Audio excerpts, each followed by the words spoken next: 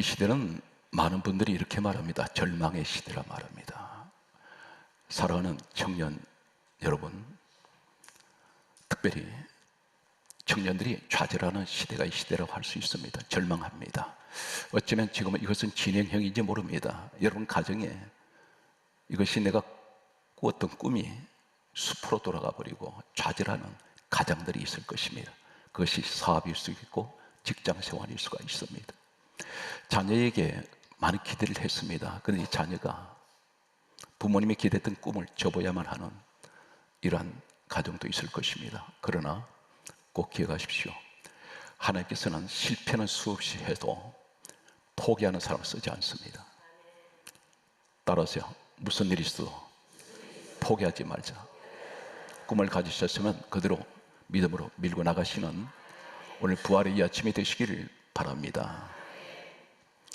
하나님께서 인류 역사에서 최초로 모든 하나님을 믿는 믿음의 조상으로 세운 사람 한 사람이 있습니다. 이 사람이 모든 전 세계에 모든 하나님 믿는 사람들이 롤 모델이라고 할 수 있습니다. 표본입니다. 그 사람은 바로 아브라함이라는 사람입니다. 이 아브라함을 가리켜서 로마서 4장 11절에는 다음 같은 말씀을 하고 있습니다. 아브라함은 하나님을 믿는 모든 자의 조상이라고 그렇게 성경 기록합니다. 성경 누가 기록했습니까? 디모데후서 3장 16절에는 모든 성경은 하나님의 감동으로 기록이 되었다 있습니다. 하나님의 감동이라는 것은 하나님께서 지시하셔서 사람들이 기록을 했다는 것입니다. 그런데 여기에 믿음의 롤 모델로 믿음의 조상 아브라함을 세우셨습니다. 로마서 4장 16절에도 이렇게 기록하고 있습니다. 우리 모든 사람들이 믿는 사람의 조상 아브라함이라고 말씀하고 있습니다. 아브라함은 창세기 12장 4절에 하나님의 부르심을 받게 됩니다. 이때가 성경 기록하기를 75세였습니다. 75세 때에 하나님을 영접하게 됩니다. 그런데 이 사람 믿음은 어떤 믿음이냐면 첫 시작이 여호와의 말씀을 따라갔고 하나님 말씀을 따라가는 믿음입니다. 기독교는 말씀을 믿는 종교가 기독교입니다. 꿈이나 환상을 믿지 않습니다. 우리는 성경에 기록된 하나님의 말씀을 믿습니다. 로마서 10장 17절은 믿음은 들음에서 나며 들음은 그리스도의 말씀으로 말미암습니다. 오늘 또 마찬가지로 저는 성경 66권을 성경을 보지 않고 모든 성경이 저 속에 하나님께서 다 집어넣어 주셨습니다. 유일하게 오늘 이 말씀을 전하는 것은 항상 방송을 통해서 모든 목사님들이 한결같이 질문하는 것은 목사님 얼마나 많이 외우셔서 몇 천독 했습니까? 저는 그렇게 한 적 없습니다. 고린도전서 12장 7절 이하에 성령의 나타나심, 그 첫 번째가 지혜 말씀, 지식의 말씀, 말씀 원서가 첫 번째, 두 번째입니다. 저는 말씀 원서를 하나님 주셔서 지금까지 방송을 하고 있습니다. 오늘 또 역시 마찬가지로 저것은 저 전하는 말씀은 인간 윤호균 목사가 전하는 것이 아니라 성령 하나님께서 윤호균 목사를 통해서 성경 말씀을 전하신다고 그렇게 믿으시고 은혜 받으시기 바랍니다. 그리고 절대 강조합니다. 좌절하지 마세요. 실패할 수 있어도 반드시 당신은 다시 성공하는 부활의 자리에 하나님이 세우실 겁니다.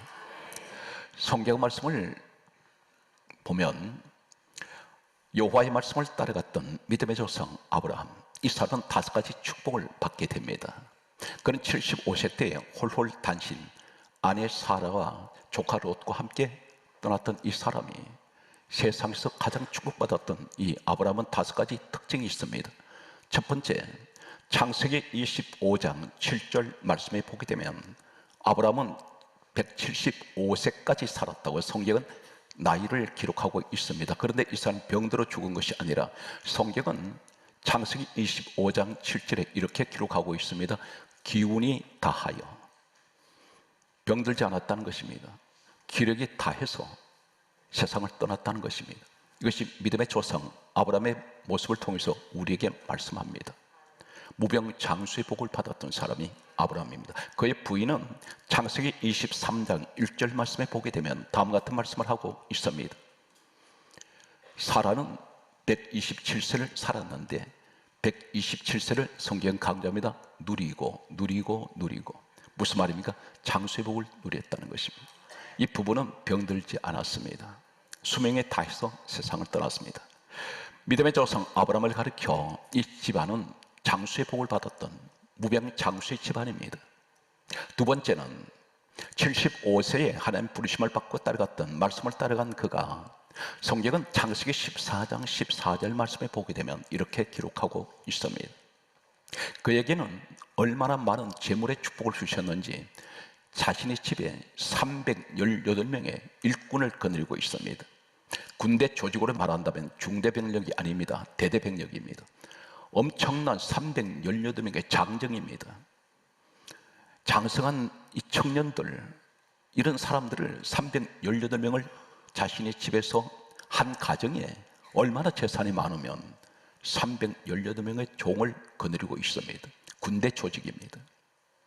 세 번째는 이 사람은 자녀의 축복을 받습니다.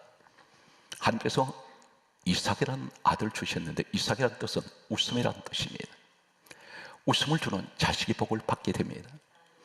이 이삭을 통해서 아브라함의 손자 야곱이 태어납니다. 야곱은 12아들을 낳게 됩니다. 이 12아들이 나중에 12지파가 되는데 오늘날 바로 유대민족입니다. 바로 이스라엘 땅을 말하고 있습니다. 전 세계에 지금 이 아브라함의 혈통을 가진 야곱의 혈통을 가진 유대민족은 약 1,500만 명이 됩니다. 소수민족입니다. 그런데 이들이 전 세계에 흩어져 있습니다. 가장 많이 살고 있는 곳은 미국입니다. 그런데 이 사람들이 전 세계를 움직이는 정치, 경제, 사회, 문화, 예술, 과학 전 분야에 걸쳐서 최고의 CEO들입니다. 이들이 막강한 힘을 가지고 전 세계를 움직이고 있는 사람들입니다. 이 사람은 네 번째, 그는 아브라함은 아내의 축복을 받게 됩니다. 엄청난 이 아내의 축복은 어떤 축복을 받냐면 창세기 12장 13절의 말씀을 보게 되면 아브라함과 함께 사라가 가나안 땅에 들어갔을 때에 먹을 것이 없어서 애굽으로 내려가게 됩니다.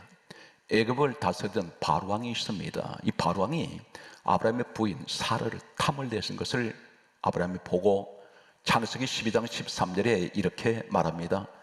사라 아내에게 하는 말이 그대는 나의 누이라 하시오. 그대로 말미암아 내가 안전하고 내 목숨이 보존되리이다 이렇게 말합니다. 그런데 이 말을 들었을 때 사라가 성경은 단 한마디도 남편에게 항변을 하지 않습니다. 바로왕이 끌고 가는 대로 따라갑니다. 이 모습은 바로 어떤 모습이냐면 자신을 희생하고 남편을 살리려고 하는 이 사라의 모습을 보게 됩니다. 자신의 목숨을 버릴지라도 자신의 남편을 살리려고 하는 이 아내의 축복을 아브라함은 받게 됩니다. 그리고 다섯 번째가 그런 믿음의 조상이라는 훗날의 신약에 와서 이 사람을 가리켜 믿음의 조상이라는 칭호를 얻게 됩니다. 이 사람은 창세기 14장 20절에 보게 되면 최초로 인류 역사에서 11조를 최초로 한 사람입니다. 어떤 분은 이렇게 말합니다. 11조는 요새 유튜브를 보게 되면 가장 성도들이 민감하게 생각하는 11조에 관해서 그 드리지 않아도 된다, 드려야 된다, 논쟁이 치열합니다. 그런데 정확한 것은 아브라함은 우리 모든 믿는 자의 조상이라고 했습니다. 그렇다면 영적으로 보면 우리는 그들이 아브라함의 자손입니다. 성경은 말씀합니다. 흔히들 기독교를 비판하고 11조를 비판하는 사람들은 그것은 구약시대에 있었던 것이고 율법시대에 있었던 것이고 율법에서 시작된 것이 11조 아니냐 이렇게 말하는데 11조는 율법과 상관없습니다. 아브라함은 율법시대의 사람이 아닙니다. 율법은 요한복음 1장 17절에 율법은 모세로 말미암아 주어진 것이요 모세는 출애굽기에 태어난 사람입니다. 아브라함은 창세기에 태어난 사람입니다. 역사를 보았더니 연대가 아브라함과 모세의 연대는 약 600년 이상 차이가 납니다. 성경 말씀은 이렇게 기록합니다. 갈라디아 3장 9절에 말씀하시기를 믿음으로 말미암은 자들은 믿음이 있는 아브라함과 함께 복을 받느니라. 오늘 이 시대 우리에게 말씀입니다. 구약시대에 기록된 말씀이 아닙니다. 갈라디아 3장 9절입니다. 요한복음 8장 39절에 예수님이 이렇게 말씀합니다. 너희가 아브라함의 자손이라고 그렇게 생각한다면 아브라함이 행한 일들을 하라 했습니다. 이 시대에도 아브라함 같은 사람 찾고 계십니다.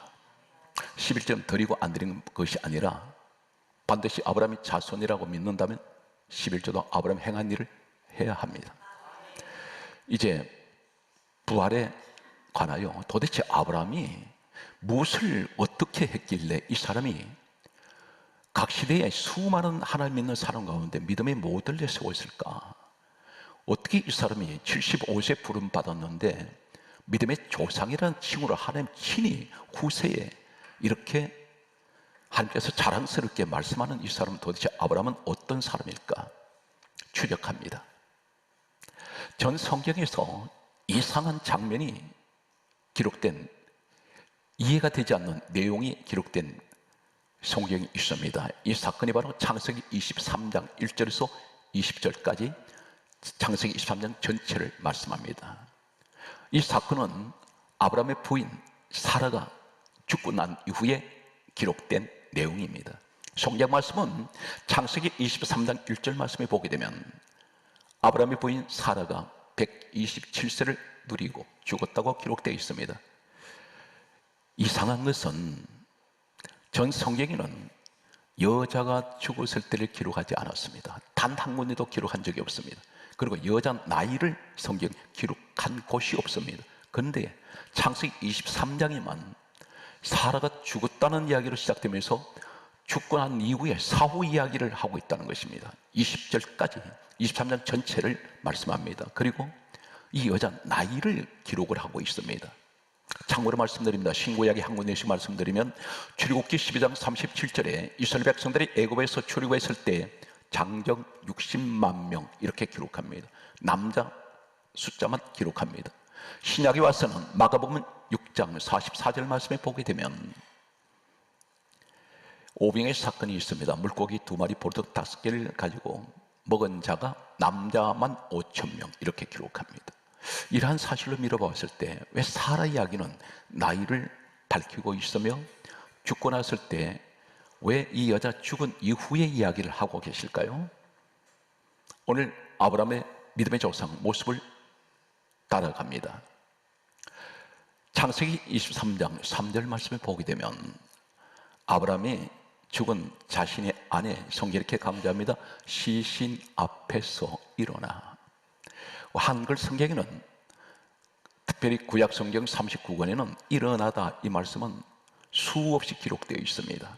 그런데 번역을 기록한 이 우리 성경을 가지고 보면 한글 성경에 번역되어 있습니다. 그런데 일어나 이 말씀을 보면 더 이상 어떤 의미를 달리 찾을 수가 없습니다. 그런데 구약 성경 원래가 원본이 히브리어입니다.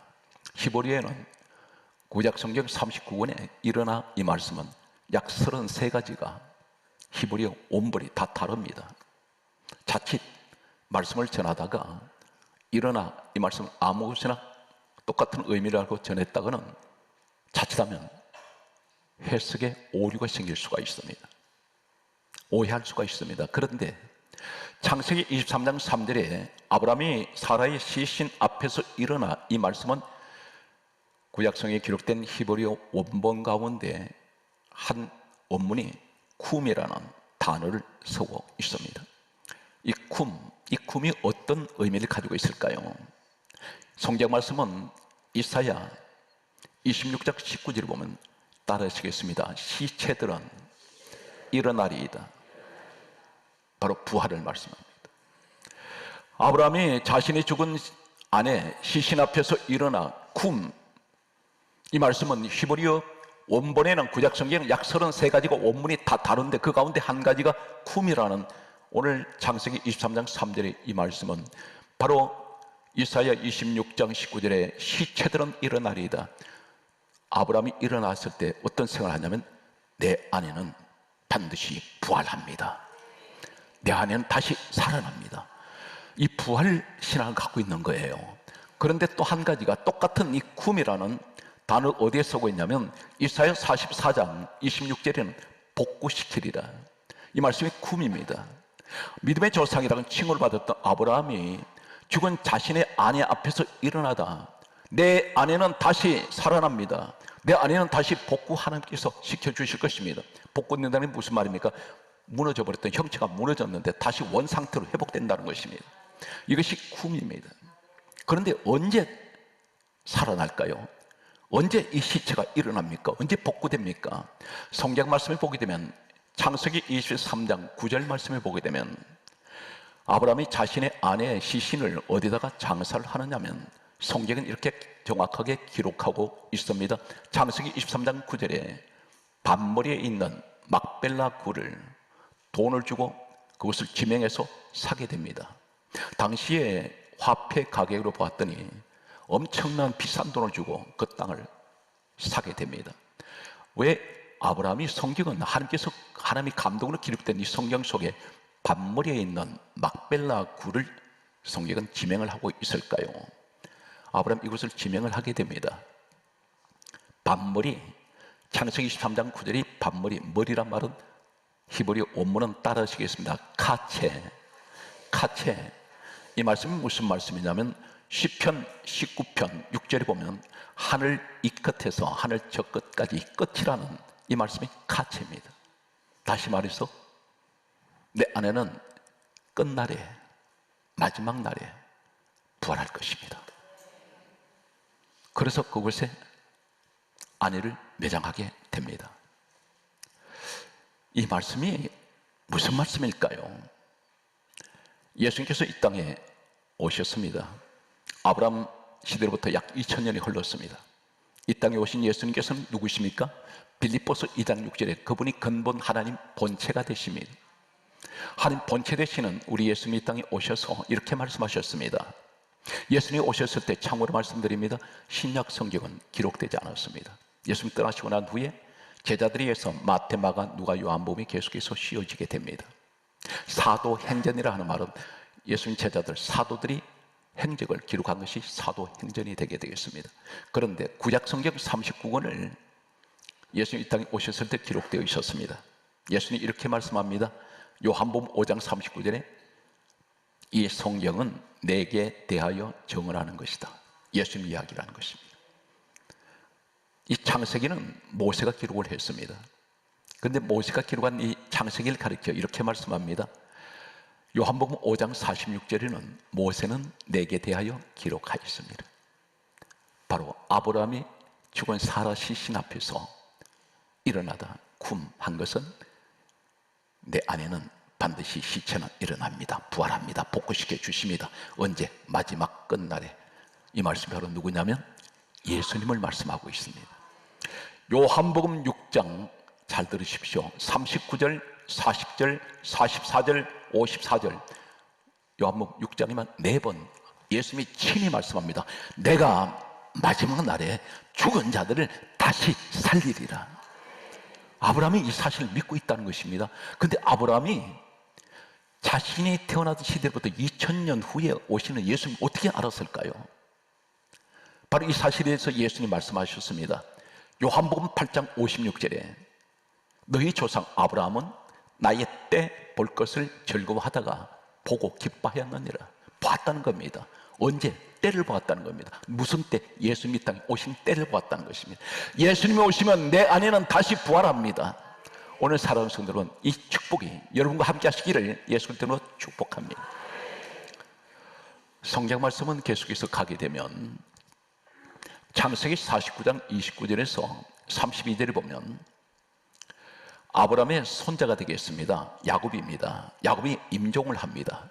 그런데 마지막 12아들들을 다 축복을 하고 마지막 숨을 거두기 직전에 하는 마지막 이 땅에 남기는 유언의 한 가지가 있습니다. 내가 죽으면 이 사람 애굽에서 살다가 죽었습니다. 그런데 자신의 시신을 메고 가라 했습니다. 어디로? 이렇게 성경 기록합니다. 창세기 49장 29절에서 32절의 말씀을 보게 되면 특별히 30절에 그가 고백하기를 우리 할아버지 아브라함, 우리 할머니 사라, 우리 아버지 이삭, 우리 어머니 리브가 그리고 내 아내 레아가 장사된 곳에 나도 함께 장사하라. 그곳이 어디냐면 사라가 묻혀있는 밤머리에 있는 막벨라 굴입니다. 여기 왜 가 있을까요? 이 사람은 왜 그렇습니까? 성경을 읽으시면 이런 말씀이 나옵니다. 하나님은 아브라함의 하나님이요 이삭의 하나님이요 야곱의 하나님인 것을 너희가 알지 못하느냐. 이 말씀이 어디 있습니까? 마태복음 22장 31절에서 32절에 예수님께서 이렇게 말씀합니다. 나는 아브라함의 하나님이요 이삭의 하나님이요 야곱의 하나님이요 하신 말씀을 너는 읽어본 적이 없느냐? 구약을 모르느냐? 그 얘기입니다. 그러면서 하시는 말씀이 나는 죽은 자의 하나님이 아니요 살아있는 자의 하나님이라. 이 말씀이 뭐냐면 3대가 왜 그곳에 가 있습니까? 마지막 날에 끝날에 예수님 오시면 우리는 부활합니다. 여기를 기다리고 있다는 것입니다. 그래서 성경 감사합니다. 마태복음 22장 31절에 무슨 말이 나오냐면 예수님이 이렇게 말씀하셨습니다. 너희가 죽은 자의 부활을 논할진대 이렇게 말씀합니다. 죽은 자의 부활에 관해서 너희들이 말하는데 그러면서 바로 이어서 하는 말씀이 나는 아브라함의 하나님, 이삭의 하나님, 야곱의 하나님이요 나는 죽은 자의 하나님이 아니야 살아있는 자의 하나님이야. 무슨 말씀입니까? 죽어도 너희는 다시 살아날 것이다. 이것이 부활 믿음입니다. 이 사실 믿습니까? 좌절하지 마세요. 아브라함의 믿음이 어떤 믿음이냐면 죽었음만이 부활한다는 그 믿음이 아닙니다. 지금 이 땅에 살아가면서 이 아브라함이 가지고 있는 그 믿음이 바로 부활 믿음입니다. 오늘 살아온 성도들은 강조했습니다. 절망의 시대입니다. 힘들고 어려운 시대를 살아가는 순간순간이 마치 죽음 앞에 내가 서 있는 것 같습니다. 좌절합니다. 낙심합니다. 절망합니다.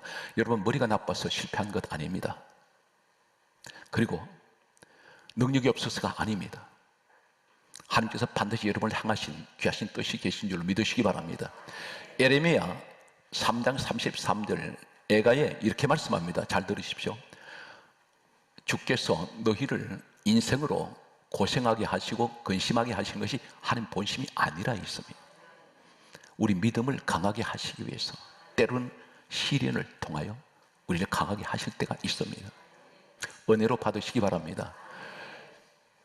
아브라함이 이 땅에 살 때 어떤 믿음을 가지고 있었을까요? 로마서 4장 18절에 이렇게 기록하고 있습니다. 아브라함이 바랄 수 없는 중에 바라고 믿었습니다. 지금 우리에게 하실 말씀입니다.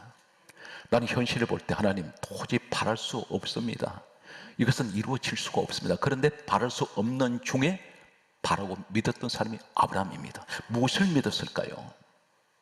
이 아브라함에게는 다음같이 성경이 기록합니다. 로마서 4장 19절에 말씀하시기를 그의 나이 100세나 되어 자신의 몸이 죽은 것 같고 그 안에 사라의 태가 죽은 것 같음을 알고도 믿음이 약하여지지 아니했다 했습니다. 무슨 말씀이냐면 자식이 없습니다. 나이는 100세가 되었습니다. 그의 나이 100세, 아내는 90세입니다. 이제 죽을 날을 기다려야 되는데 아마 이 사람들 지팡이를 짚고 살아가는지 모르겠습니다. 그런데 이 사람 믿음이 약해지지 않습니다. 왜 그렇습니까? 하나님께서 말씀을 주셨기 때문입니다. 창세기 18장 10절에 내 아내 사라에게 아들이 있으리라. 이 말씀을 그는 믿고 있습니다. 나이가 100세가 되었고 아내가 90세가 되었는데 사라의 경수는 끊어졌는데 성경 말씀은 이렇게 강조하고 있습니다. 그의 나이 100세나 되어 자기 몸에 죽은 것 같고 사라의 태가 죽은 것 같음을 알고도 믿음이 약해지지 않는데 이 믿음이 무슨 믿음입니까? 성경 말씀은 이렇게 기록하고 있습니다. 로마서 4장 20절에 말씀하시기를 하나님의 약속을 의심하지 아니하고 약속이 말씀입니다. 하늘에 말씀 안 쳤는데 의심하지 않고 믿음이 견고하여져서 오히려 하나님의 영광을 돌리며 21절에 이렇게 말씀합니다. 하나님께서는 능히 약속하신 그것을 능히 이루실 줄 따라서 확신하였노라. 사랑하는 성도 여러분, 말씀의 결론을 갈 때 말씀 붙드세요. 여러분 이 말씀이 우리에게 주고 계십니다. 아브라함 믿음의 조상되는 아브라함의 후손들이 우리라면 이 말씀 그대로 믿으란 말입니다. 그래서 갈라디아 3장 9절에 믿음으로 말미암은 자는 믿음 있는 아브라함과 함께 복을 받는다 있지 않습니까? 오늘 이 믿음 말씀입니다. 이 아브라함은 어떤 악조건 속에도 한 말씀을 그대로 붙들고 있습니다. 환경이 어떤 환경은 절대 흔들리지 않습니다. 우리 믿음이 되시기를 간절하게 소망합니다. 성경 말씀은 이렇게 기록하고 있습니다. 결국은 하나님께서 이 아브라함에게 아들을 주셨는데 능히 이루실 줄 확신이 했다 있습니다. 우리 믿음의 차원을 넘어서 무엇을 목적으로 하고 기도하십니까? 믿음의 확신을 가지세요. 하나님 반드시 이루어 주신다고 했습니다. 무엇을 이루어 주신지 아십니까? 이사야 41장 10절을 꼭 기억하십시오. 성경 말씀 여러분에게 이 시간 던집니다. 두려워하지 말라. 내가 너와 함께함이니라. 놀라지 말라. 나는 내 하나님이 됨이니라. 내가 너를 굳세게 하리라. 내가 너를 도와주리라. 내가 너를 붙들어 주리라. 이 5가지 말씀을 붙드세요. 믿으시기 바랍니다. 나에게 주신 말씀입니다. 두려워하지 말라 그랬습니다. 내가 너와 함께하고 계신다 했습니다. 놀라지 말라. 나는 너 하나님이 됨이니라. 내가 너를 굳세게 해주신다 했습니다. 도와주시겠다 했습니다. 너를 붙들어 주신다 했습니다. 이 말씀을 그냥 믿고 계십시오. 그리고 성경은 마태복음 28장 20절에 말씀하셨습니다. 내가 세상 끝날까지 너희와 항상 함께 있으리라. 지금 주님이 나와 함께 계신다고 했습니다. 두려워하지 말고 염려하지 마시고 이 부활이 이 아침에 우리 주님 부활하신 이 아침에 나도 주여 부활의 믿음을 가지고 환경은 너무 힘들고 할지언 나는 다시 일어납니다. 반드시 나는 다시 하나님 복구시켜 주실 것이고 난 다시 일어날 것입니다. 시체들은 일어나리다. 다시 말해서 죽었던 내 환경이 난 다시 일어날 것입니다. 마지막 말씀의 결론은 이 아브라함은 아들 이삭을 모리아산에 갖다 바칠 때에 히브리서 11장 17절에 이렇게 말씀합니다. 아브라함이 시험을 받을 때에 믿음으로 그 아들 이삭을 드렸으니 그는 약속을 받은 자로 돼 말씀을 받았다는 것입니다. 무슨 말씀입니까? 이 이삭을 통하여 천한 만민이 복을 받을 것이고 그리고 너 자손 이삭을 통해서 자손이 번성할 것이라 했습니다. 그런데 모리아산에 올라가는 이 이삭은 장가를 가지 않았습니다. 아브라함 믿고 있습니다. 하나님 반드시 이 아들 안 죽습니다. 이 아들 통해서 천한 만민이 복받는다 했습니다. 성경 말씀은 이렇게 기록합니다. 히브리서 11장 19절에 이렇게 성경에 기록합니다. 하나님이 능히 죽은 자 가운데서 다시 살리실 줄로 생각한지라. 따라서 믿음은 생각입니다. 오늘 생각 자체가 믿음이 되시기 바랍니다. 오늘 힘들고 어려운 환경입니다. 어떤 악조건 속에서도 절대 좌절하지 말고 우리는 하나님의 자녀이며 천국의 백성들입니다. 끝까지 승리하시는 부활의 기쁨이 함께 하시기를 주의 손으로 축복합니다.